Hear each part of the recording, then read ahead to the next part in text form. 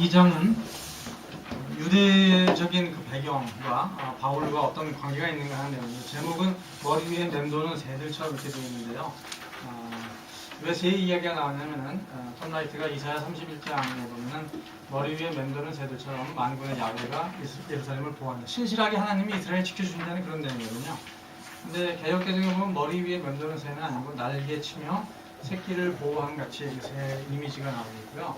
그리고 이 책을 계속 보시면은 1부와 2부 사이에 계속 새가 나옵니다. 그래서 미카엘 오실이라고 하는 사람이 쓴 시를 또 인용을 하고 있는데요. 그 주제가 새이고 계속해서 뭐 보면 수탉이라든가 올뱀이라든가 독수리라든가 이렇게 새 이야기가 이어지고 있죠.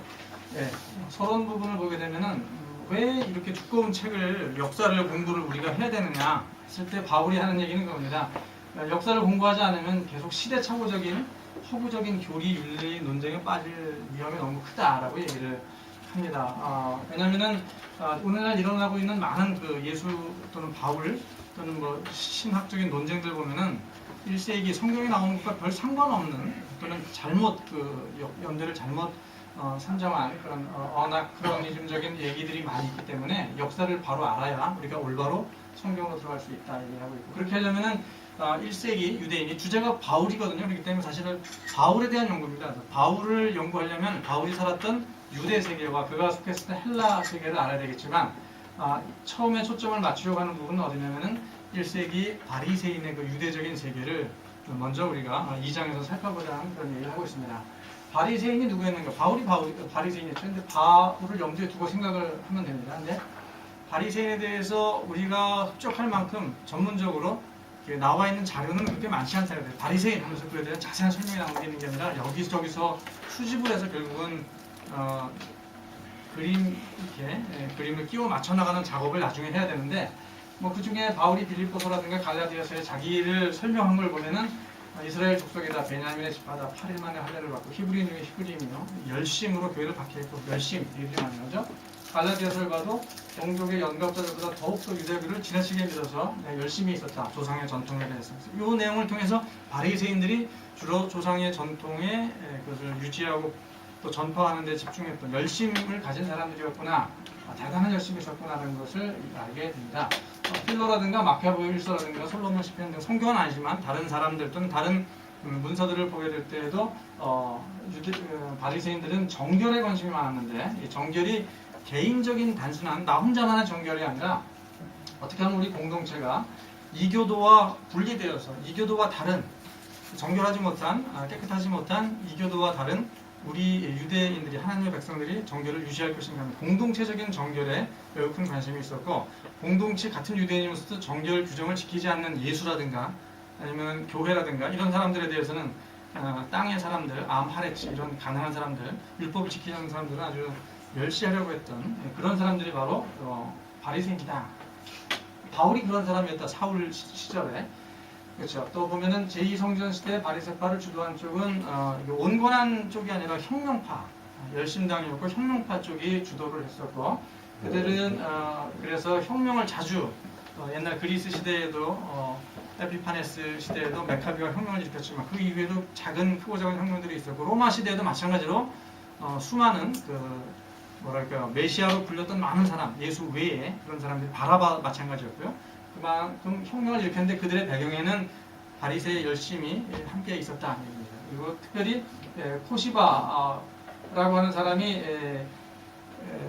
유대가 70년에 망하지만, 로마에게 70년에 멸망당하지만 그 이후로도 계속 반란이 있었는데 최후의 마지막 반란이 바로 코시바의 란이었습니다. 이렇게 아라비 아키바가 말하기를 이 코시바는 위대한 사람이다. 이 사람은 민수기에 예언된 야곱의 별로 우리가 말할 수 있는 그 별의 아들이다. 그를 통해 새로운 하나님 나라가 온다라고 그 당시 최고의 랍비가 얘기했기 때문에 많은 사람들이 혁명에 가담했습니다. 하지만 결과적으로는 135년에 로마에서 완전히 진압을 당하게 되고, 그 이후로는 이스라엘에서 유대에서 일체 반란이 일어나지 않고 바리새주의는 개인 경건으로 많이 넘어갔다고 합니다. 이런 열심이라고 하는 것은 마카베오 시대부터 전쟁이 일어나면 동참할 준비가 되어 있다는 그런 정도의 열심. 우리가 그냥 열심히 공부한다, 열심히 일한다 차원이 아니라 목숨 바쳐서 하나님을 위해서 뛰어들겠다는 그런 열심이죠. 그래서 힐렐은 그 당시 온건파였지만 온건파 힐렐보다는 샴마이가 주도를 했고 폭력을 서슴지 않았습니다. 이교 사상에 대해서. 그래서 유대교는 단순히 종교 차원에서 볼 게 아니라 뭐라 그럴까요? 조상이 물려준 생활 방식을 적극적으로 전파하고 그리고 그것을 방해하려는 내 외부의 세력에 맞서려고 하는 체계가 바로 이런 바리새주의였다, 또 유대교였다 생각하면 될 것 같습니다. 또 토라는 추상적인 그런 개념이 아니라 구체적인 이거 해라 하지 말아라는 게 명확하게 나타나는 행동 지침이었고, 또 디아스포라 외국에 흩어져 있던 유대인들이 토라를 지킬 필요가 있을까? 오히려 성전이 없기 때문에 성전을 대용해서 토라를 더 철저히 지켜야 했던 것이 디아스포라 흩어져 있던 유대인들이 이렇게 토라를 율법을 철저히 지켰습니다. 그래서 마따디아는 이 사람 누구냐면 메카비 아버지입니다. 메카비 혁명을 일으켰던 그 아버지인데 자기 자녀들 5명에게 말하기를 너희는 율법에 대한 열심을 보이고 목숨을 버려라. 그리고 아버지가 이렇게 가르쳤기 때문에 그 아들들이 혁명을 일으켰고 메카비 혁명이 성공했고 그 뒤 형제들을 이어서 나중에 하스모니아는 왕조가 이어지게 되죠.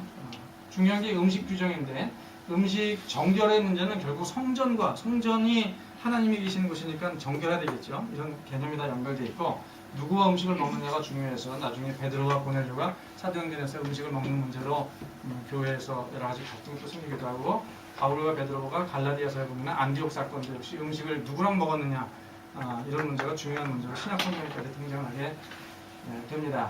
그래서 디아스포라에서는 토라가 성전이 없으니까 파괴되었으니까 바벨론 같은 데서는 성전의 역할을 율법을 했다는 것이고 그럼에도 불구하고 가장 중요한 것은 1차적으로 성전 제사이다. 그래서 우리가 신약 성경에서 성전을 중심으로 모든 일이 다 이루어지고 예수님이 십자가에 죽으실 때도 결국 성전에 예루살렘 성전 방문해서 돌아가시게 되죠. 그런 모든 부분들이 성전이 여전히 중요하다는 것을 우리가 이해해야 되겠고요. 성전 신학은 성전이 무엇인가? 작은 우주라는 것입니다. 우리는 참 미처 잘 몰랐는데 성전을 세밀하게 묘사해 나온 성막이라든가 아니면 솔로몬 성전의 성막 그 성전의 기구들을 하나하나 설명하는 것을 보면 우주 만물이 거기 다 들어가 있고 무슨 뭐 바다도 나오죠. 그리고 하늘의 궁도를 상징하는 그런 부분들도 있다고 그러고요. 그래서 전문적인 그레고리 빌이라든가 신학자들이 보니까 성전이 곧 소우주이다. 그리고 월튼이라든가 그레고리 빌 같은 경우에는 창세기부터 요한계시록까지 다 성전에 대한 얘기다. 그래서 그레고리 빌은 요한계시록이 성전의 완성이다. 그리고 존 월튼은 창세기 1장에 나오는 우주 창조가 다른 게 아니라 성전을 하나님이 창조하시고 성전 안에 안식하는 그런 내용을 이렇게 묘사한 것이다라는 식으로 성전 신학이라는 책을 또 이렇게 쓰고 있습니다. 그 다음에 성전을 통해서 다윗 가문을 통한 어떤 정통적인 왕권이 사상이 이어져서 나중에 메시아 혁명으로 이어지게 되죠. 그래서 메시아, 새로운 성전을 메시아가 건축할 것이다.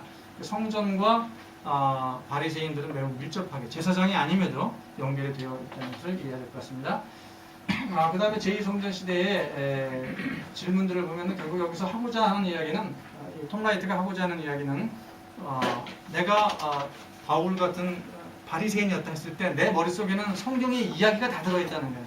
성경이 뭐 해라 하지 말라 이런 영재적인 이야기가 아니라 처음부터 끝까지 하나님이 세상을 창조하시고 그 다음에 인류가 타락하고 그 다음에 아브라함을 통해서 세상을 구원하시려고 했을 때 이스라엘이 그것을 또 잘 따라가지 못하고 그래서 예언자들에 의해서 계속 충고를 받지만 끝내 돌아오지 않아서 바벨론을 흩어졌다가 나중에 예수에 의해서 이제 구원받게 되는 뭐 이런 이야기들이 큰 이야기로 되어 있고 그리고 그 이야기가 완성될 때까지 이스라엘은 하나님에서 떠난 이스라엘은 계속 포로 상태에 머물러 있다는 그런 이야기를 톰 라이트가 하고 있습니다. 그리고 그들이 생각했던 종말론이 우리가 지금 21세기 우리들이 가지고 있는 종말론과 1세기 유대인들의 종말론이 어떻게 다른가 하는 부분 이 세 가지 이야기를 결국은 뭐 길게 얘기하고 있는데요.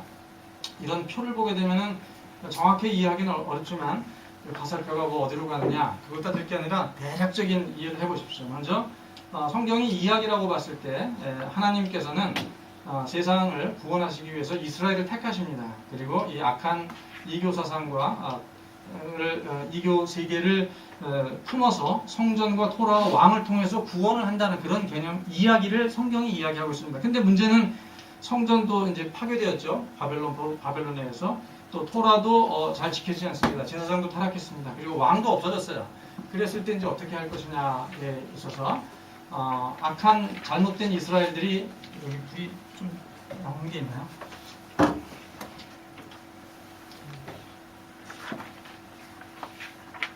네, 그래서 게으른 이스라엘을 이제 깨우쳐서 구원된 갱신 운동을 부활한 토라와 성전을 새로 지어서 새로운 메시아가 갱신해서 이제 하나님의 뜻을 이뤄 나간다. 그래서 전 세계의 유대인을 위한 유대인 이스라엘 사람들을 위한 하나님의 나라를 만든다고 하는 게 유대인들이 가지고 있었던 기본적인 상식 생각이에요. 그러니까 유대인들이 원래 하나님의 뜻은 전 세계가 다 하나님께 돌아오기를 바랬지만 실제적으로 유대인 생각은 로마와 같이 유대인들이 세계를 지배하는 하나님의 이름으로 세계를 지배하는 그런 나라를 꿈꾸었던 것 같습니다. 그거에 대해서 이제 바리새인들이 가지고 있었던 생각은 그동안에 유대인들이 가지고 있던 생각에 대해서 개신교라든가 카톨릭에서 오해하고 있던 부분은 전부 이런 부분들을 사후에 천국에 가는 거로 생각했다는 거예요. 유대인들의 천국 개념에는 전 세계를 지배하는 어떤 하나님의 통치하는 나라 이런 개념이었는데 이것이 개신교라든가 개신교 카톨릭에 의해서 죽은 다음에 천국 가는 개념으로 이렇게 헬라화 되어버린 부분이 있다는 얘기죠. 그래서 아까는 이 부분이 이스라엘이었는데 이것이 이제 개인의 죄가 되었고 개인에게 성경을 가르쳐 가지고 율법을 통해서 죽은 다음에 천국 가는 그런 하나님의 나라. 그래서 새로운 구원받은 인간이 되는 이런 개념으로 우리가 많이 오해를 하게 됐다는 얘기입니다. 근데 바리새인들에 의한 이 세계관에 의하면은 그게 아니라 이스라엘의 이 악한 자들이 이스라엘의 악한 자 그러면은 교회입니다. 말하자면 예수파입니다. 이 예수파들이 율법을 지키지 않고 이스라엘을 망가뜨리는 인간들이에요. 이런 사람들을 새롭게 가르치고 바리새화 시켜서 강화된 토라와 율법을 통해서 바리새를 만들어가지고 성취된 율법을 통해서 하나님의 뜻을 이룬다. 그래서 하나님 나라를 이룬다라고 하는 게 바리새인들의 그런 생각이었습니다. 그런데 기독교의 경우에는 그런 부분들을 이제 죄와 죽음의 문제로 했고 십자가 부활을 통해서 아까는 율법이었는데 이런 부분을 율법이 아니라 믿음이다. 믿음을 통해서 결국은 하나님께 가는 십자가 부활을 통해 메시아를 통해 또 성령을 통해서 이렇게 기독교 카톨릭이 원래 유대교적인 생각들을 많이 변형시켜 놨다. 그래서 우리는 다시 옛날 1세기 유대의 생각으로 바울의 생각으로 돌아가야 한다라고 하는 게 톰 라이트 생각입니다. 여기에 대해서 이제 보수적인 또는 복음주의적인 입장에서는 이게 진짜 맞냐 아니다 뭐 그런 생각들이 있어서 왜 1세기로 돌아가느냐 우리가 2000년 동안 이런 식으로 잘 배워왔는데 하면서 여기서 좀 논쟁이 있을 수 있는데 톰 라이트뿐만 아니라 성경을 이렇게 새로운 관점에서 교리를 떠나서 성경 자체를 연구해 보니까 진짜 1세기에 유대인들이 이런 생각을 했다. 우리가 가지고 있는 생각은 1세기적인 사고방식이 아니라 헬라화된 나중에 생각이기 때문에 성경으로 돌아간다면 우리는 톰 라이트가 말하는 쪽으로 가는 게 더 맞지 않을까, 또 그런 생각이 더 늘어나지 않을까 생각을 해보게 됩니다. 그래서 톰 라이트는 얘기하기를 요세푸스라든가 사회사본, 위경, 외경 이런 것들을 보면은 우리가 알고 있는 사후천국의 개념과는 다르다. 그리고 믿음을 통해서 내가 개인적으로 구원 얻는 그런 개념과 다르다는 얘기를 하고 있습니다. 그래서 당시 1세기 유대인들에게 중요한 것은 내세였는데 DAG to come은 우리가 생각하는 죽음 이후의 삶이 아니라 죽음 이후의 삶 이후에 올 삶이라고 합니다. 이게 좀 헷갈리죠? 여러분 한번 생각해 보십시오. 내가 죽으면 어떻게 될까요? 죽으면은 톰 라이트에 가면은 어떻게 되는지 모르지만 하나님 손에 일단 들어가서 편안한 상태에 들어간다는 거예요. 그것을 가리켜서 죽음 이후의 삶이라고 합니다. 우리가 죽으면은 예수님이 당장 오시지 않잖아요. 예수님이 오실 때까지 내가 죽은 다음에 하나님의 품에 편안히 안겨 있는 그게 뭔지는 모르지만 그건 몸은 아닐 거예요. 몸이 부활한 건 아니고 몸이 부활하려면 예수님이 다시 오신 다음이고요. 그 상태가 죽음 이후의 삶이 분명히 있는데 부활이라고 하는 것은 그 이후에 예수님이 오셔서 세상을 새롭게 했을 때 내가 몸의 부활을 입어서 새롭게 예수님과 함께 살아가는 새로운 세상, 그게 이제 부활이고 그게 유대인들이 옛날에 바리새인들이 가지고 있었던 부활 사상이었고 그 사상을 그대로 기독교가 이어받았고 우리 또한 그런 부활관을 가지고 있어야 되는데 어떻게 된 게 많은 경우가 죽은 다음에 내가 곧바로 천국을 간다거나 아니면 죽은 다음에 영혼이 부활해서 천국을 날아다닌다거나 이런 생각들을 하고 있는 부활은 엄밀히 말해서 예수님이 말하는 몸의 부활과는 다른 성경이 말하는 부활과 다르다는 거예요. 그래서 톰 라이트는 성경이 말하는 그리고 당시 1세기 유대인이 생각했던 그리고 1세기 기독교인이 생각했던 부활의 개념은 바로 이런 것이었다 라고 얘기를 하고 그 내세는 우리가 죽어서 가는 천국과는 좀 다르다는 얘기입니다. 죽어서 가는 천국은 요거고 그것도 천국이 완성된 게 아니죠. 그 이후에 올 삶이 진정한 내세이고 이게 부활이라는 겁니다. 자, 1세기 바리새인들이 가지고 있었던 서사를 정리해 보면은 결국 연속된 이야기 속에 그들이 살고 있었다는 얘기고, 그리고 그들의 종말로는 세상이 완전히 끝장나서 지구가 파괴되는 게 아니라 새롭게 된다. 만유가 변모해서 혁신되고 갱신된다는 그런 개념의 종말로 나중에 나옵니다. 그리고 자신의 시대에 이제 드디어 하나님이 뭔가를 이루셔서 포로기가 이제 끝이 나고 메시아가 올 것이다라는 기대감 속에, 그러나 그 전까지는 여전히 포로 상태에 머물러 있는 그런 생각을 그들이 가지고 있었다는 것입니다.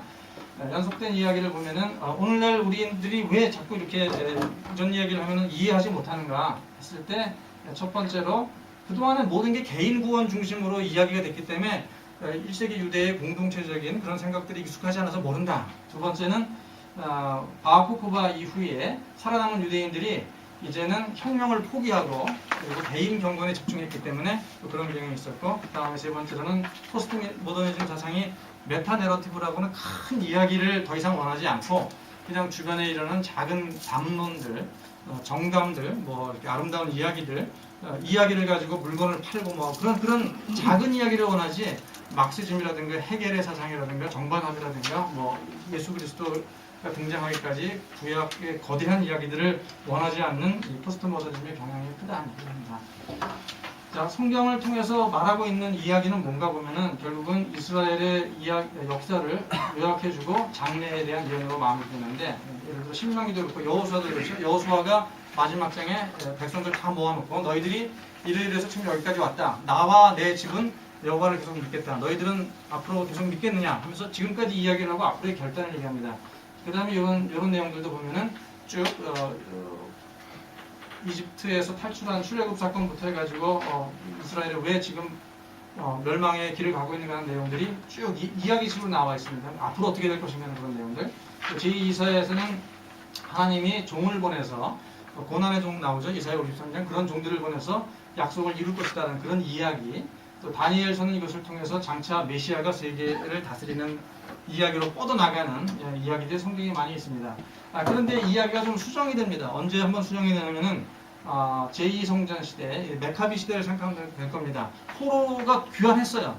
귀환했으면 이야기가 끝나야 되는데 끝나지 않고 또다시 포로로 넘어가죠. 그리고 우리는 그럼 뭡니까? 포로에서 돌아왔는데 아직도 포로입니까? 도대체 하나님은 우리를 어떻게 우리를 보내줄 메시아는 누구? 이 시대가 이제 제2성전 시대인데요.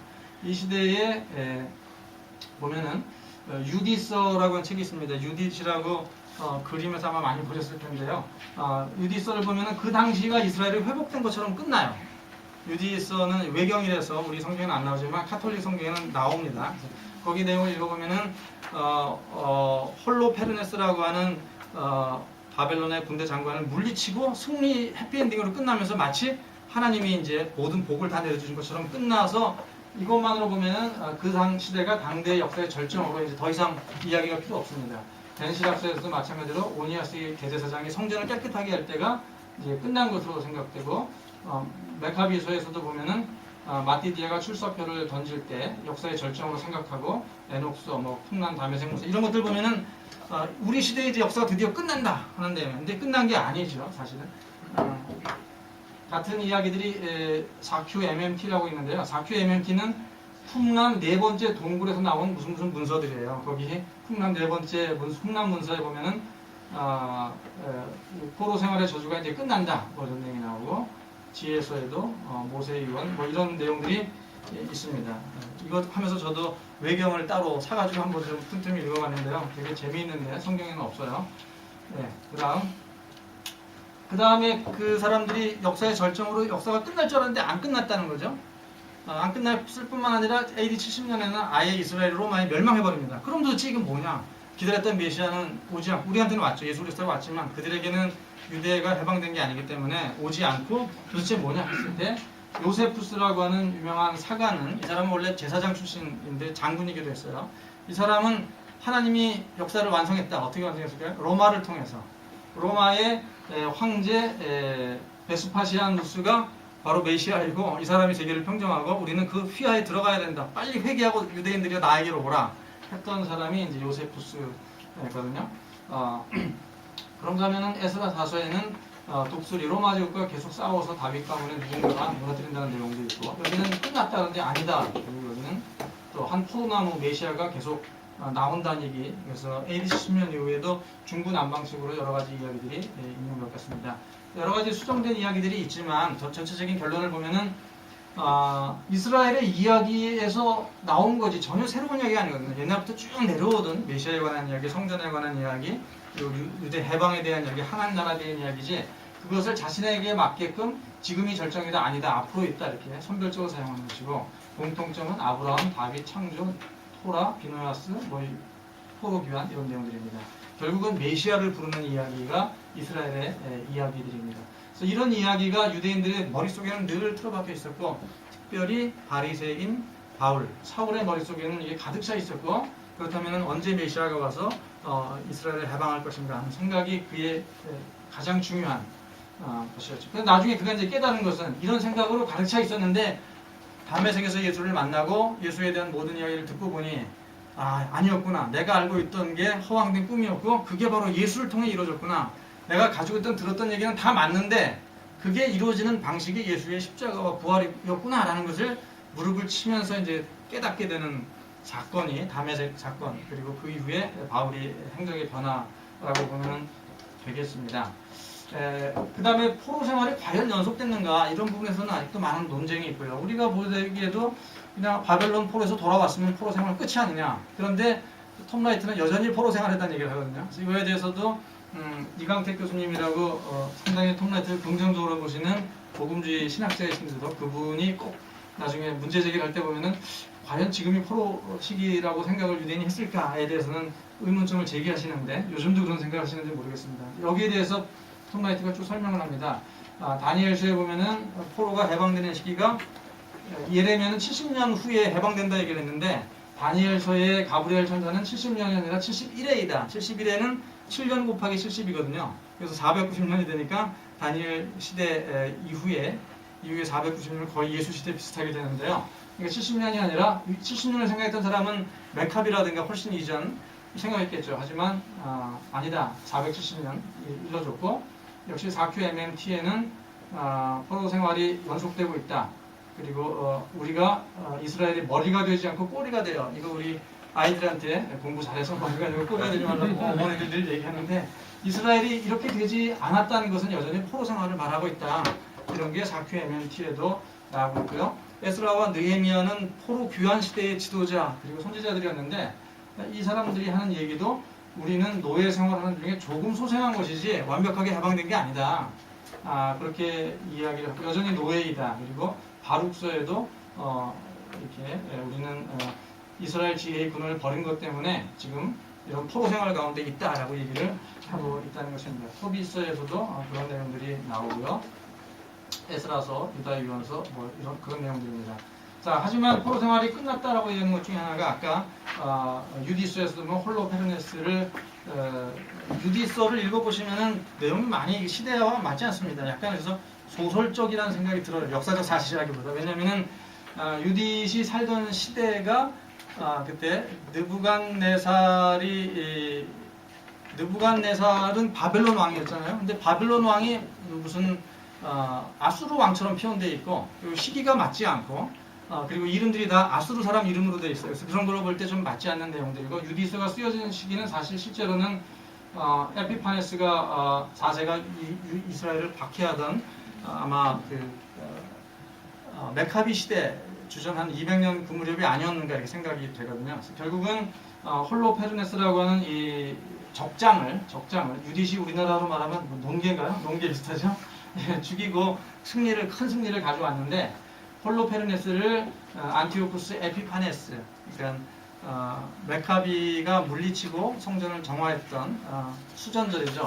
그 시대와 동일시해서 그 메카비 시대가 역사의 절정이었다라고 보는 그런 시각이고, 벤시락에서는 오니아스 아들, 이것도 메카비 비슷한 시대인데요. 그때가 포로 생활이 끝났다고 하는 등등. 요세푸스는 로마 시대가 포로 생활이 끝나고 로마가 세상을 구원한다, 이런 입장이었고요. 그런 이야기들이 있지만, 그러나 궁극적으로는 여전히 끝나지 않았다. 끝나지 않았고 메시아는 오지 않았고, 다 유대인들이 그렇게 생각하고 있던 차에 바울만은 메시아가 바로 예수였다. 그 증거가 십자가 부활이다라는 이야기를 앞으로 쭉 이제 펼쳐나가게 되겠죠. 자, 그 다음에 종말에 관한 이야기인데 우리와 종말이 많이 다릅니다. 유대인들이 바랬던 구원이라고 하는 것은 내가 어떻게 죽어서 성공할 수 있는가는 의미가 아니라 어떻게 해야 새로운 하나님 나라에 들어갈 수 있는가. 아까 얘기했던 하나님이 전 세계를 통치하는 세계의 변화를 촉구하는 그런 시대에 들어갈 수 있는가.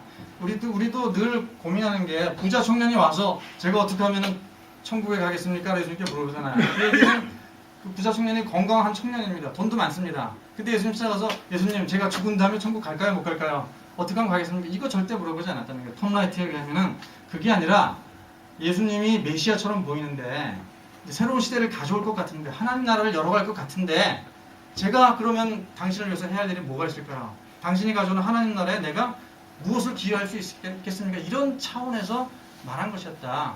그런 입장입니다. 그리고 니고데모가 밤에 찾아온 것도 니고데모가 유대의 관원이요 부자이고 뭐 지식이 풍부한 사람인데 예수님 찾아가서 어떻게 하면 제가 죽은 다음에 천국 갈까? 이 얘기가 아니라 비밀리에 예수가 이제 메시아라는 것을 어느 정도 감지하고 당신 나라가 오면 내가 무엇을 해야 할 것인가 이런 논쟁을 하기 정치적인 그런 부분에서 이해를 하는 게 1세기 유대적인 관점이 아닌가 뭐 이런 이야기입니다. 그래서 종말의 개념도 온 우주가 망가진다는 그런 개념보다는 하나님이 이제 새로운 세계를 이끌어 나가시는 새로운 시대 그런 점에서 얘기하고 시간이 없기 때문에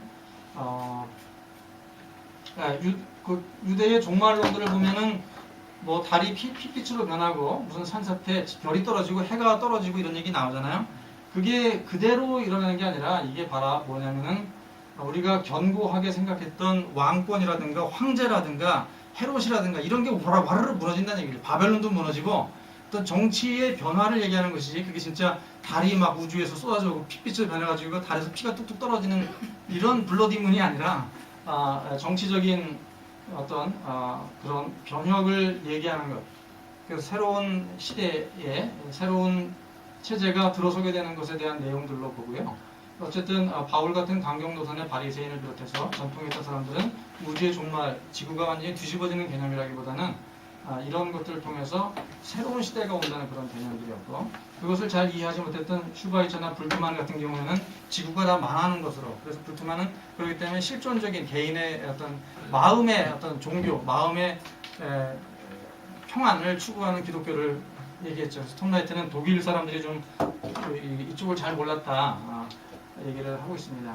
유대의 종말론에서 그들이 기대했던 것들에 대한 내용들이 뭐 나오는데요.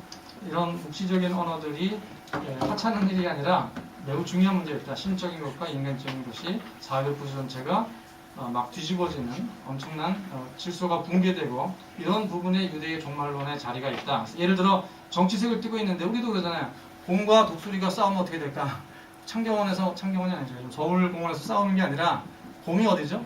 러시아, 뭐 소련과 뭐 독수리 미국과 싸우면 어떻게 될까? 붉은 용과 호랑이가 붙으면 어떻게 될까? 호랑이는 뭐 우리나라일 수 있겠고 붉은 용은 중국일 수 있겠고 이런 개념이 묵시적인 언어이지 진짜 용과 호랑이가 싸운다는 게 아니다. 이런 얘기를 톰 라이트가 이런 개념으로 얘기를 하고 있습니다. 그래서 결국은 성경은 이야기로 되어 있다. 뭐 이런 얘기다. 그런 세계관 속에서 유대인들이 살았다. 얘기를 하고 있고요. 바리새파는 아까 처음에 배정구 선생님이 얘기했던 것처럼 우리는 누구인가? 우리는 이 포로된 현실에 만족하지 못하면서 사는 유대인이다. 이 사람이 바로 바울입니다. 예수 만나기 전에 바울이 이런 현실에 나는 이런 유대인이다. 그리고 하나님에 대한 신실하심을 하나님이 나타내셔서 우리를 구원해주고 속량하실 때를 기다린다. 그 일을 위해서 난 헌신한다. 우리는 로마 제국에 산다. 뭐가 잘못됐는가? 사람들이 토라를 진지하게 받아들이지 않는다. 대표적으로 예수쟁이들이 나사렛 예수와 그 도당들이 저 사람들은 다 없애버려야 된다는 거죠. 중요한 것은 절대적인 정결인데 우리 내부에서 자꾸 나라를 망치는 인간들이 있다. 그래서 그들을 잡아 가두는 게 바울의 할 일이었습니다. 해법은 뭔가 작게는 토라를 지키는 캠페인을 벌이는 것이고 크게는 무장혁명과 투쟁에 가담하는 것이다. 그리고 비누나스 마카베오의 이런 폭력의 길로 가서 두 번째 모세의 메시아를 기대를 한다. 지금 여전히 포로 생활 가운데 우리가 놓여 있다라는 세계관 속에 살고 있었다는 얘기입니다. 그래서 결국은 바리새인의 신학은 유일신과 선민론과 종말론으로 요약될 수 있는데 유일신론은 그러니까 바울이 유대교를 떠나서 헬라어로 넘어가면서 유일신을 버린 게 아니란 얘기예요. 그대로 전통적인 유대교의 유일신을 그대로 다 가지고 갔었고요. 그리고 선민 사상을 또 그대로 다 가지고 갔습니다. 이스라엘이 세상을 구원하는데 하나님의 역할을 합니다. 그 이스라엘이 나중에 새 이스라엘이 되죠. 우리가 그리스도 안에서 새 이스라엘이 되었습니다. 그 개념을 그대로 다 사실은 가지고 갑니다. 하지만 새 이스라엘 전에 그들은 아브라함의 자손, 육체적인 이스라엘이 그런 일을 해야 한다고 열심으로 했었죠. 끝으로 이제 종말론에 대한 부분들에 있어서 여기 이제 칭의가 나오는데요. 칭의 논쟁에서 톰 라이트가 제시하는 칭의는 그겁니다. 칭의란 뭐냐? 다른 게 아니라 칭의란 마지막 때 우리가 유대인들이 구원을 받는데 지금 내가 구원받을지 어떻게 할 수 있는가? 지금 내가 구원받을지 어떻게 할 수 있는가? 그게 바로 율법을 철저히 지킬 때에 하나님이 의롭다고 인정해 준다. 그러니까 미래에 받을 구원을 지금 인정해 주는 것을 내가 지금 알고 있는가? 그게 칭의 개념이었다고 오리지널 버전이라고 얘기를 합니다. 바리새인들이 가지고 있는 칭의 개념은 나중에 받을 구원을 지금 이 자리에 내가 어떻게 알 수 있는가? 그게 바로 칭의 개념이지 무슨 의롭다함을 얻었다는 그런 지금 내가 얻었다, 가졌다, 소유했다 그런 개념은 아니거든요. 나중에 뭐 소유니 의의를 소유했다는 의의가 전가된다는 이런 얘기까지 발전되는데요. 톰 라이트 생각은 그렇습니다. 종말론 아까 뭐 얘기를 다 했었고요. 그 다음에 바리새인이 가지고 있던 목표 뭐 이런 것들이 있고 그래서 물론 어쨌든 바리새인이 해야 할 일은 뭐냐면은 상당한 압박을 주위에 가해가지고 정신 차리고 율법 지켜라 라고 촉구하고 안 듣는 사람들은 막 박해를 해가지고 감옥에 접어넣는 일을 하는 게 사울 같은 바리새인이 해야 할 일이고 심지어는 이방인들까지 개종하려고 노력했다라는 논쟁이 좀 있습니다. 그렇게까지는 안 했다. 그래도 마태복음에 보면은 너희는 바리새인 너희는 교인 한 사람 얻기 위해 바다와 육지까지 두루 다니다가 한 걸 보면은 이방인을 바리새인 만들기 위해서 전도하러 다녔다라고 이해되는 부분도 있기 때문에 이런 논의가 좀 있습니다.